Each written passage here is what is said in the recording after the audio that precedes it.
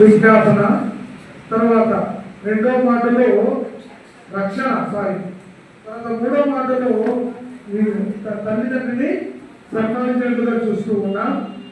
నాలుగవ మాటలో ఎడబాటు, ఐదవ మాటలో ఆత్మీయ దాహం. ఈ ఆరవ మాటలో కొన్ని వచనాలు జ్ఞాపకం చేసుకొని నేను ముగించేస్తాను, ఎందుకంటే సార్ చెప్పాడు.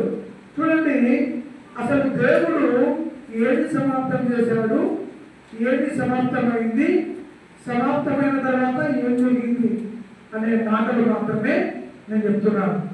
ఇక్కడ చూడండి, ఇట్ ఈస్ ఫినిష్డ్ అన్నాడు. అంటే యేసు ప్రభువు మొదటిగా తండ్రి చిత్తాన్ని సమాప్తం చేసినట్లుగా లేఖనములు చెప్పుచున్నారు.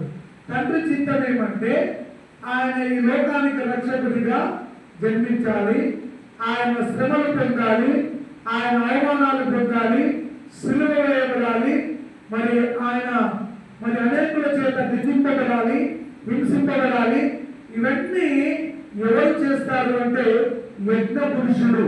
ఈయన యజ్ఞ పురుషుడు అంటే ఇది ఒక మహాయజ్ఞం. చూర్ణిక శిల్వ కార్యం, గుడ్ ఫ్రైడే రోజు 7 కాలాలు అయిపోతాడు. ఇది ఒక మహాయజ్ఞం. ఒక మనిషి కావాలి బలి పశువుగా. ఈ యజ్ఞ పశువు ఎవరంటే యేసు ప్రభు. అంటే తండ్రి చిత్తాన్ని నెరవేర్చడానికి యజ్ఞ పురుషుడుగా తండ్రి ఈ లోకానికి పంపినట్లుగా చూస్తూ ఉన్నాం. ప్రియులారా, చాలా లేఖనాలు ఉన్నాయి. సమాప్తమైనదంటే ఒక గంట చెప్పొచ్చు, కానీ అది కాదు. దేవుడు ఏం చెప్తున్నాడంటే మానవుడు మనుషులలో ఎవరు కూడా మొదటి ఆదాము పాపము చేసినప్పుడు తిరిగి తండ్రి చింతపడి ఒక కుమారుణ్ణి, ఆయనే నజరేయుడైన యేసు ప్రభు, ఆయనని ఈ లోకానికి పంపినట్లుగా చూస్తూ ఉన్నాం. రెండవదిగా ఆయన ప్రవచనాల నెరవేర్పుడు సమాప్తము. ప్రతిది కూడా ప్రవచనమే. యెషయా గ్రంథంలో, కీర్తనల గ్రంథంలో, ఎక్కడి గ్రంథంలో ప్రాఫెసీ ముందుగానే చెప్పబడినాయి. ఒక మనిషి ఈ లోకంలోకి వస్తాడు, ఆయనే యేసు ప్రభు అని కదమ్మా. కాబట్టి రెండవది ఏం సమాప్తం చేశాడంటే ప్రవచనాలను సమాప్తం చేసినాడు. మూడవది ధర్మశాస్త్రాన్ని సమాప్తం చేసినట్టుగా. ఒకవేళ ధర్మశాస్త్రం ప్రకారంగానే ఉంటే ఇక్కడ ఎవరు ఏ శరీరంలో కూర్చొని వాక్యం వింటామా? వినం. అంటే అందుకే ఆయన అంటాడు, మంచి మాట అంటాడు, నేను కొట్టివేయటకు రాలేదు, నేను నెరవేర్చుటకే వచ్చి ఉన్నాను. ప్రియులారా, ఆయన తండ్రి ఏం చెప్తే అది మాత్రమే చేశాడు కదా. ఇప్పుడు సార్ నాకు 10 నిమిషాలు అన్నాడు, నేను గంట చెప్తే సార్ మాట నేను గౌరవించినట్ల. అదే ఇక్కడ జరిగింది. తండ్రి యొక్క చిత్తాన్ని, ప్రవచనాల నెరవేర్పును, తర్వాత ధర్మశాస్త్రాన్ని దేవుడు కొట్టి పడేసి ఏం చేసినాడు? ఆయన యజ్ఞ పశువై ఫలించినాడు. చూడండి, శిరము మీద ఆయన ఏం చేసినాడు? బొల్ల కిరీటాన్ని ఉమ్మివేయబడింది, దూషించబడినాడు. పీలాతు తీర్పు తప్పు. తర్వాత దొంగని ఎన్నుకున్నాడు. సిలువలో కూడా అంతే, దొంగనే రక్షించినాడు. అందుకే ఆయన వదకు దేవుడు గొర్రె పిల్లగా ఆయన సమస్తము చేసినాడు. ఏమన్నాడా? మధ్యలో పారిపోయినాడా? యుద్ధంలో కొంతమంది పారిపోతారు, కానీ యేసు ప్రభు అంత ఏం చేయలే. చెప్పినాడా? తండ్రి ఇంకా నాకు చేత కాదులే, 4 మాటలో చెప్పిండొచ్చు, ఇంకా నాకు వద్దులే ప్రభు ఇది, నేను పక్కా చెప్పలే. ఆయన రక్తము కారునంతగా, అంటే ఆయన మెదడులో ఉన్న నరాలన్నీ చిండిపోయి తండ్రి మాటకు విధేయుడై ఇక్కడ ఆయన విధేయుడుగా సమాప్తం చేశాడు.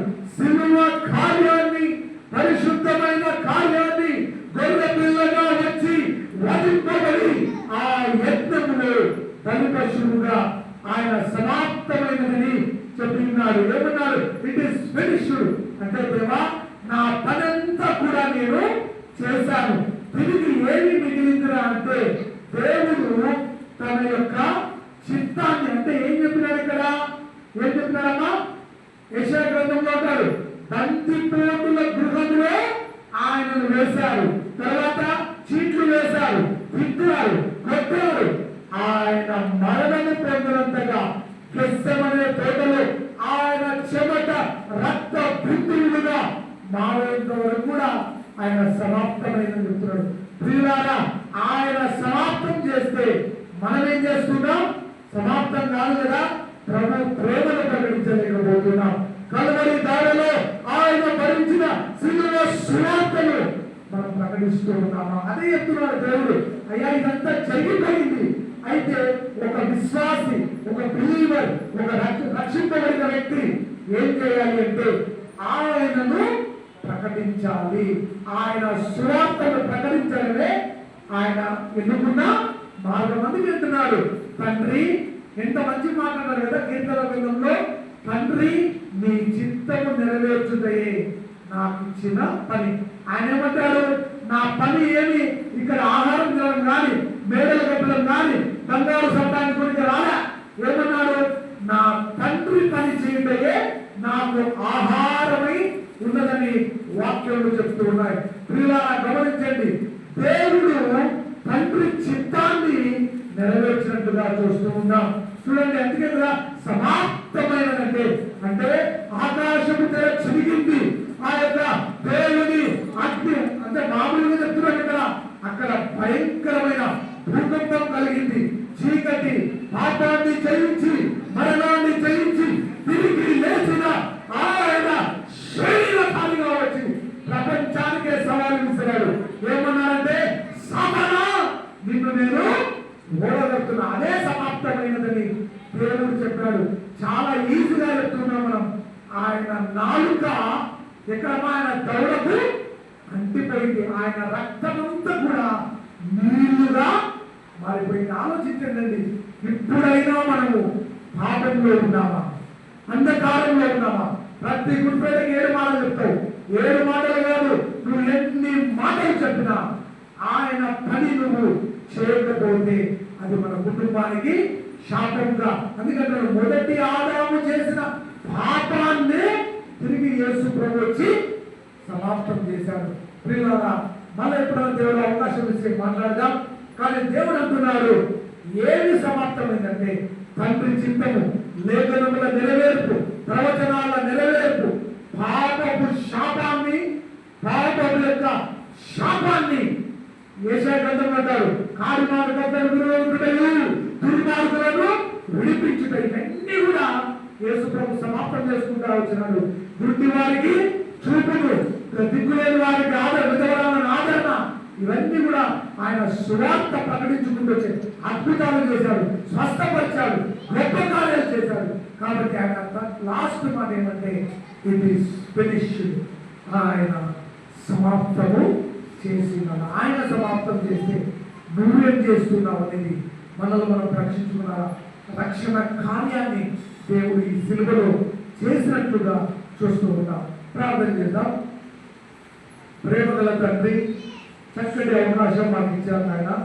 ఈ 6 మాటలు తండ్రి చిత్తాన్ని నెరవేర్చుకుంటూ, దేవా, శిరం మీద ముళ్ళ కిరీటాన్ని భరించుకుంటూ ఒక్కొక్క నీ